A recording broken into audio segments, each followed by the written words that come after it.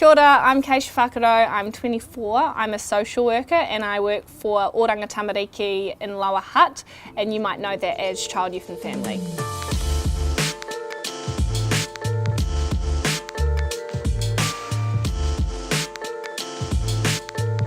I was born in a little town called Pontefract, which is in England, and then we moved to New Zealand when I was 5 and lived in Shannon my whole life. Growing up, I was always really into my sports and physical exercise and just being outdoors. So social work never was sort of a career option for me. It wasn't until I left school, had a working gap year, that I realised what my, I guess, calling was, which was social work, and that's when I started doing my degree. My mum and dad, they whāngai 4 of my siblings, the 4 youngest. So I'm one of 10, and so there were already 6 of us. We were already a big household, and their mum and dad had room to love more children. So Shania came when I was, I think, 11. From that moment I knew it was just like instant love. And then obviously as the years went on, there were many social workers that came in and out of the house, and so I had a lot of exposure to social workers.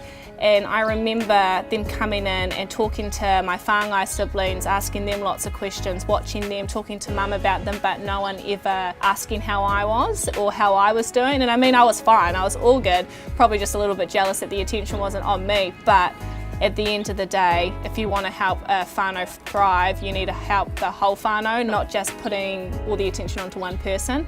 So as a social worker, there's quite a lot involved, and depending on which avenue you sort of want to take will depend on what you sort of do. So any given day, I spend a lot of time doing admin work, but when I do get the chance, I visit families, I go to their homes, I go to the children's schools, and my job is to, I guess, find out whether or not the allegations are true, and then if they are true, how are we going to address this? For me, seeing these kids in really horrible situations, some are physically abused, emotionally abused, sexually abused, drugs, alcohol, just gangs, all of that sort of stuff I see on a daily basis. We definitely need more Māori in healthcare because our statistics are just so high, and that's not something that we should be proud of. We should be decreasing that, because we're awesome. Back in the day we used to just care for ourselves and we never really had it. There was never such a thing called mental health.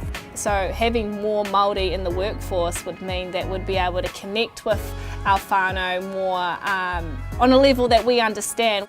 Being a social worker is an amazing career path. It makes me a better person and it makes me a stronger person, and I get to see families really happy and just overcome barriers that they didn't think they could.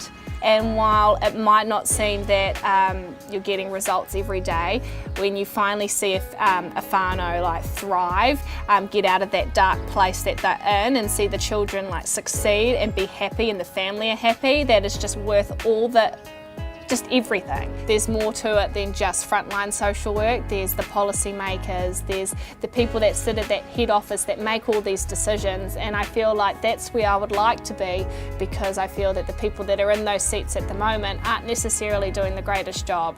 We get so many people that maybe have forgotten what frontline social work means and how to best help our whānau, and so I would really like to be voicing my opinion on how we can work best with our Māori whānau and rangatahi. So I guess, yeah, for me the future looks like frontline social work until I get a good understanding of what social work is, and then I want to be in leadership, in a leadership position, and then maybe run for Prime Minister.